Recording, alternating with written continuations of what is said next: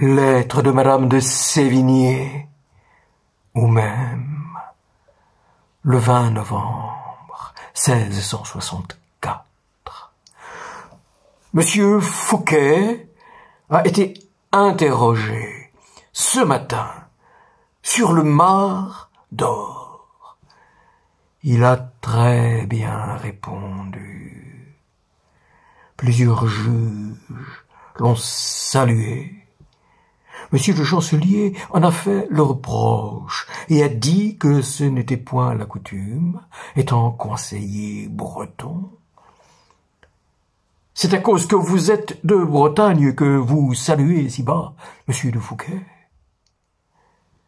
En repassant par l'Arsenal, à pied, pour se promener, monsieur Fouquet a demandé quels ouvriers il voyait.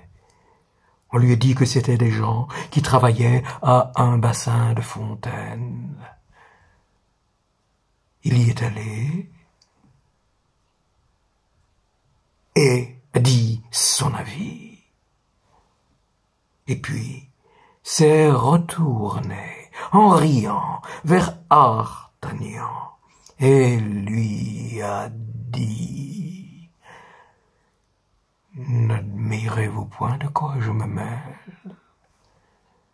Mais c'est que j'ai été autrefois assez habile sur ces sortes de choses-là. Ceux qui aiment monsieur Fouquet trouvent cette tranquillité admirable. Je suis de ce nombre. Les autres disent que c'est une affectation. Voilà le monde.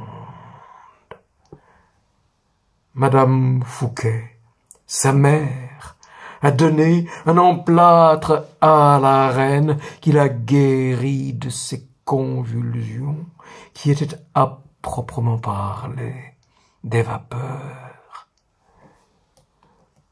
La plupart, suivant leur désir, vont imaginant que la reine prendra cette occasion pour demander au roi la grâce de ce pauvre prisonnier.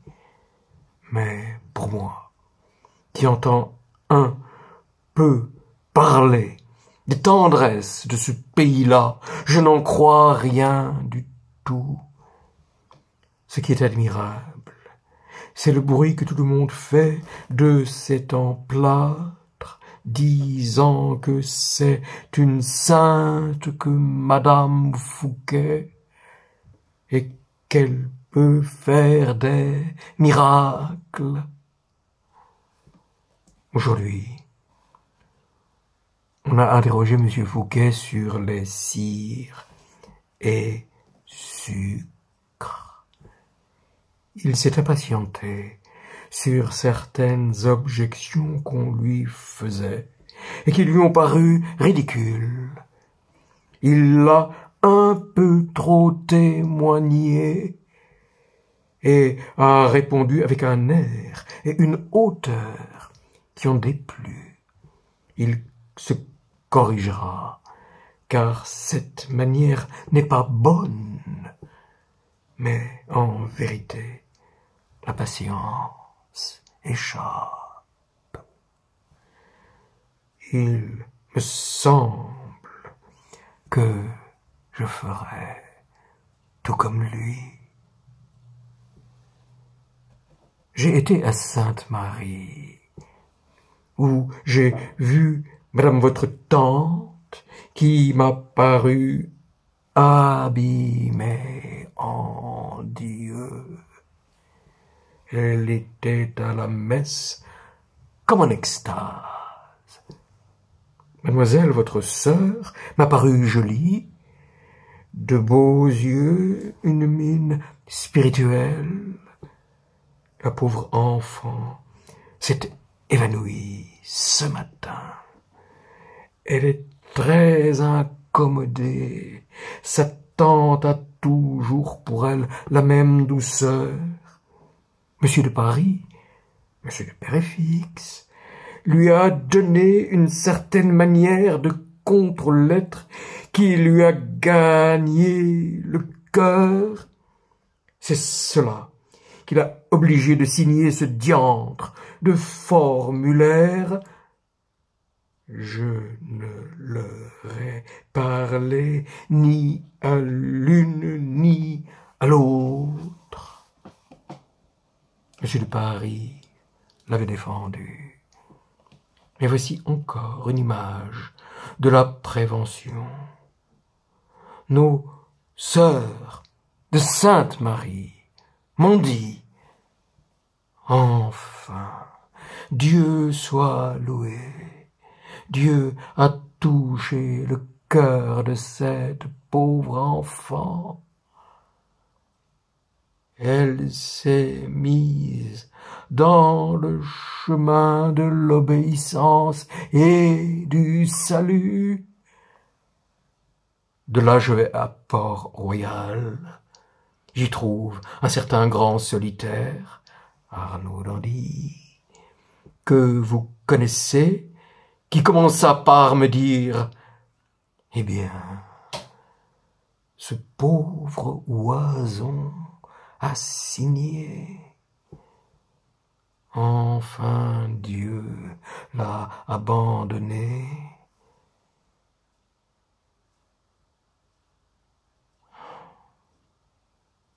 Elle a fait le saut.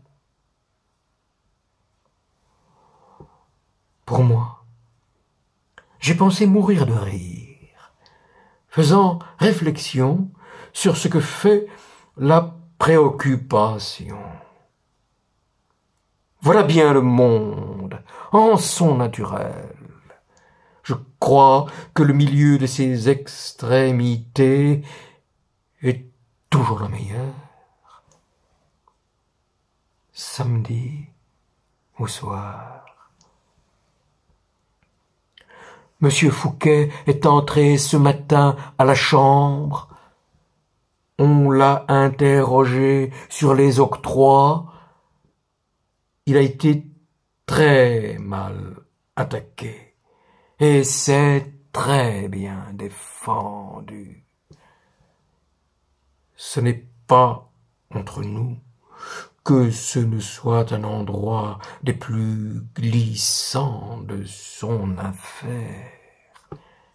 Je ne sais quel bon ange l'a averti qu'il avait été trop fier. Il s'en est corrigé aujourd'hui, comme on s'est corrigé de le saluer. On ne rentrera que mercredi à la chambre. Je ne vous écrirai aussi que ce jour-là. Au reste,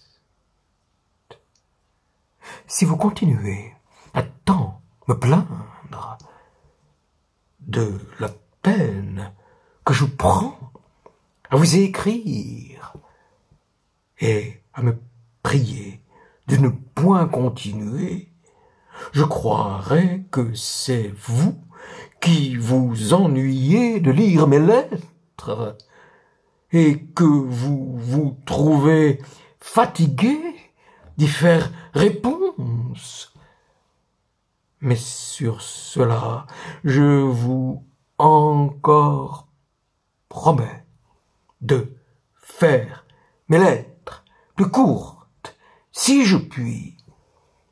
Et je vous quitte de la peine de me répondre, quoique j'aime encore vos lettres.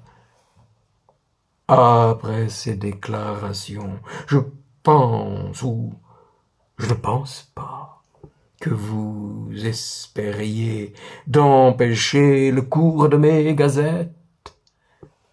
Quand je songe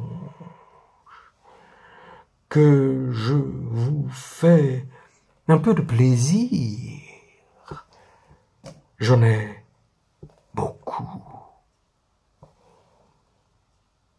Il se présente si peu d'occasion de témoigner son estime et son amitié, qu'il ne faut pas les perdre quand elles viennent à s'offrir.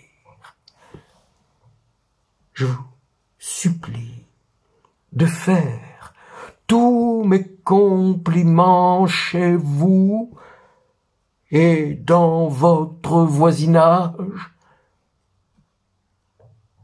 La reine est bien mieux.